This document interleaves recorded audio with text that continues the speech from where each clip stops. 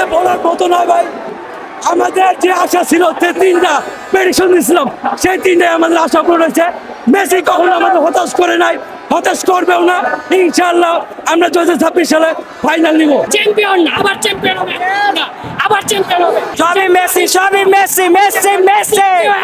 মেসির পেনাল্টি এইভাবে যে মিস হতে পারে কোনোদিন এইভাবে কল্পনা করতে পারি নাই। অনেকগুলো চান্স ক্রিয়েট হয়েছিল, তবুও আমি হতাশ হইনি। ইনশাল্লাহ আমাদেরকে তারা হতাশ করেনি।